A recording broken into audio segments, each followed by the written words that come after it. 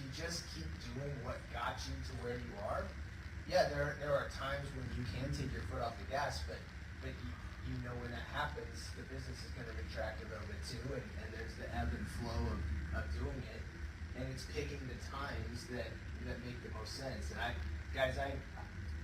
everything Ryan and Sandy and Justin were just talking about, the feeling on the ship and the feeling how it's all, how we're turning a corner and things are changing, right? That feeling to me is just, it's, what Craig Tillotson, one of our founding distributors, he said, I don't know, maybe 18 years ago or something like that, he said that the most successful people in business will compound a large portion of activity into a small period of time. And if you look at those people, they're not here, right? Because they compounded so much activity into that small period of time that other people got up and ran, without them. And that's the moment of time that we have right now. I mean, the Prism being where it's at, knowing what I know about the technology and about, what we've been able to do up to this point with, quite frankly, quite a lot of limiting factors. We're just in such a good position right now that I'm really excited about where we're at. That's fantastic. Okay, so right now, more than ever, and I think you and I were talking on a call the other day, and I don't know if you know this guy has been on the road, probably with Charlie, in how many cities, doing event after event after event with his team, getting ready for the Prism I/O. And there was something that you shared with me, how your support system at home is supporting you right now. Well, I mean, I think we've all got our families, right? And I personally believe, especially as I travel the world, and fui a Latino America, y hablé un poco con Mario, y Colombia, y Argentina. By doing that, we all want the same thing. We do this business to create this lifestyle where we can actually be with our family, be with our loved ones, control our time. I think is a driving factor for virtually all of us. I know for me that's always been the driving factor.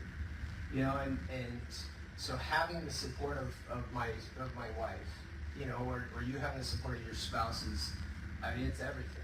I mean that changes the whole ball game. And there's always been a quote. So there's someone that I've looked up to, throughout my life, but he said that no amount of success will ever compensate for failure in the home.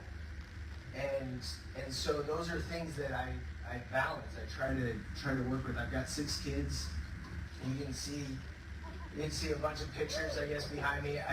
I like to do things with my kids, and particularly outdoor mountain biking, skiing, hiking, something that will challenge them. But I want, more than anything, I like being with them. I like being with my wife. I like being with the kids more than I like being with anybody else. And so, you try to balance all those things. And so when we started doing this Prism tour, and the whole idea was basically, guys, this is how we built our business. In 2002, when I started, the 3 people above me, Lon Wardrop, Dan McCormick, and Nathan Ricks, those 3 people did 2 cities a day, 6 days a week from the international convention in September through the end of the year. And that's how we launched our business. It was, all I had to do and all I had to teach my people to do was get people to their meetings. And so Charlie and I said, well, we'll do it. We'll put forth the effort to do that. It's our turn, and so we'll start putting that forward. And so they sent me a Prism, and they call it a POC, a proof of concept, right? There's no app. You turn it on, all it does is scan, like it never stops. So we get it in the mail, and I was actually skiing with my son. It was our last day of the season. And my wife received it in the mail, and I got home that night, I started scanning all my kids.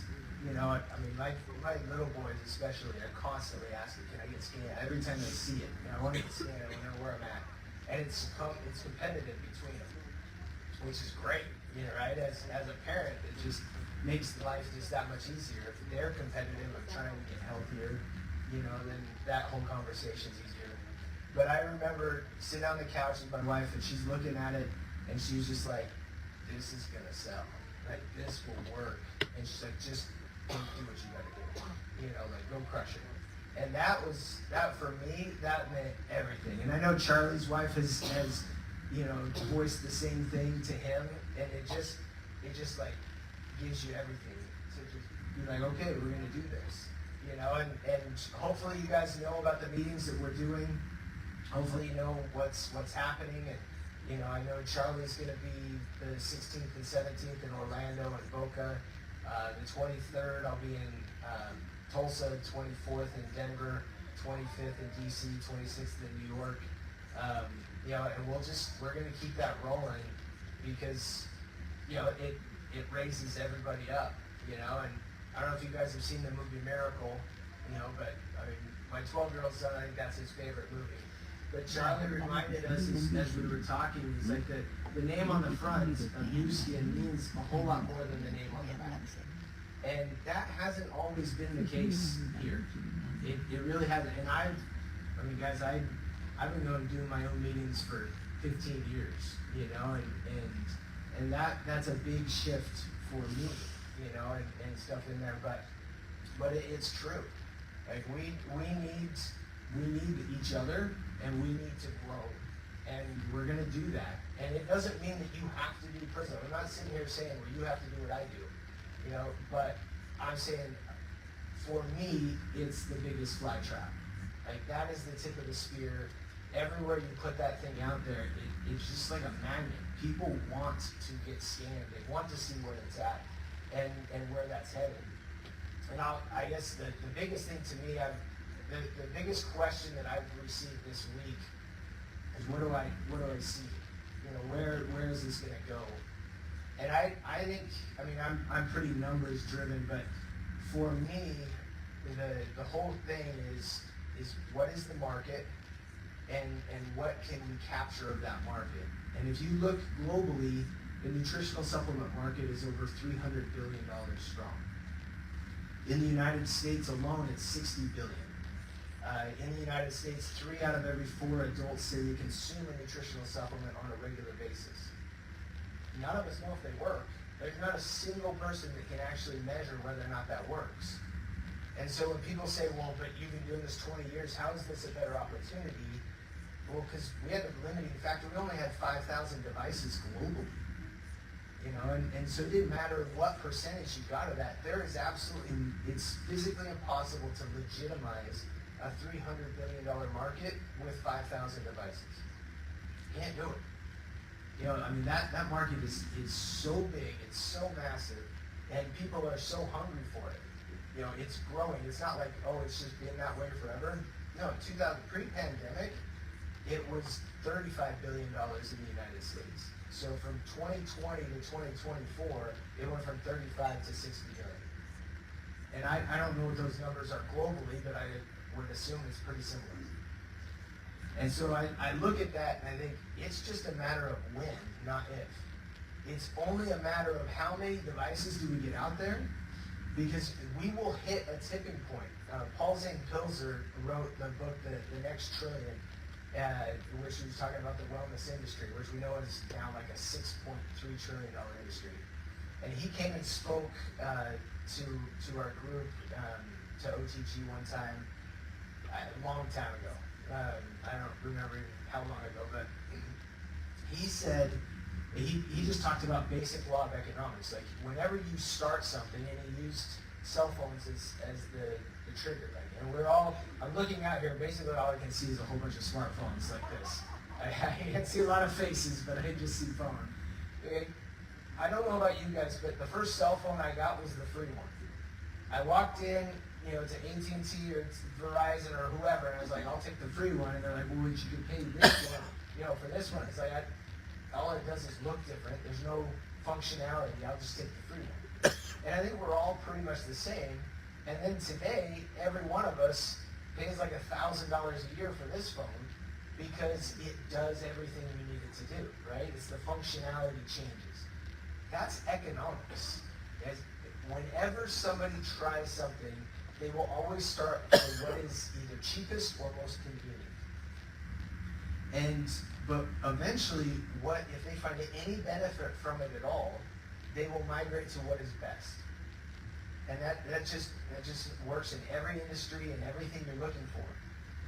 The only way to tell if your supplements are the best is PRISM. That's it. You can take expensive blood tests, you can do all this other stuff, but it's limiting. All right? It's either only going to measure the last 24 to 48 hours. It costs you hundreds of dollars. It's got a lot of limiting factors. Or 15 seconds on this little device with your finger gives you the same information.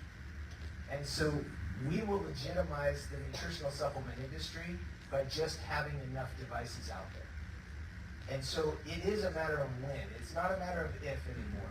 It's a matter of when. And I don't know what that number is. I don't know if we need 10,000, 50,000, 100,000. I don't know how many devices that is. But at some point in time, it will become ubiquitous, meaning it will become viral, or however you want to say it. People will know that if they want to know if their supplements are working, they have to get scanned by this device. And so the only thing that matters between now and when we hit that tipping point is how many devices are on your team. That's it. That is all that matters. It's the number of devices, because every device will scan people every day, and they will put somebody on product. And we'll teach you guys how to do that. We'll walk everybody through that part. Okay? But the fact is, between now and when it hits that tipping point is how many devices do you have on your team. And that's what keeps me up at night. And, like that's the driving factor is I know how many devices I have now, it is not enough. Right? And we've got to have more, and I think all of us feel that, no matter where we're at.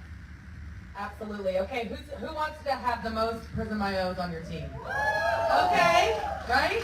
Now the last thing that I have for Scott is, again, something else that you said to me, I don't know when, but it clicked. You're like, Ricky, it's not about scanning people right away. This may be more so with the S3, is, I did see it, the timer. Yeah, I'm here. Jack said you're done. He's always yelling at me, you guys. Jack, I did good. I was done. I hit But it. this is important. This is so important. Something that Scott said to me was, Ricky, it's not about the initial scan. Okay, anybody can come and get scanned. It's about the second scan. So can you just explain that in the data? Okay. So there's a slide that we've used for the entire time I've been in the business that shows, the first scan, and it shows your number kind of going up, and the second scan, number going up, and your third scan like in 4 months, and it talks about the product. It's a $300 billion market, guys. We don't need a scanner to sell supplements. That doesn't need to be the case. But it legitimizes the supplementation, and the retention changes. And so if you look at my business, Stephen Moore sitting right there, his business is not much different, and probably even healthier than mine. But the fact of the matter is, you get scanned that first time, and those people that we convert, that we get on product, and that changes. Sometimes we're successful 20% of the time, sometimes maybe 10%, sometimes it's 90%. Depends on who's operating the scanner, and where they're operating the scanner, and the credibility that they themselves have.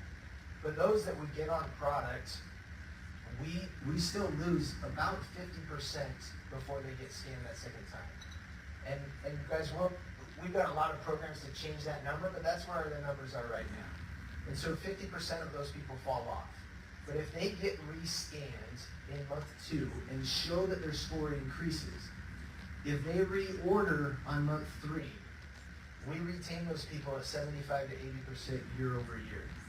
I can't tell you how many customers, just customers, that I have that I put on product in September, October, November of 2002, that are still on product. They still consume it every day. And so you talk about like lifetime value. It pays for trips, like one customer, lifetime value. And it's just, you start to look at what the benefit or the value of that is. That's what we mean by legitimizing supplementation. And I personally think of that 300 billion, I think the low-hanging fruit is 5 to 10%.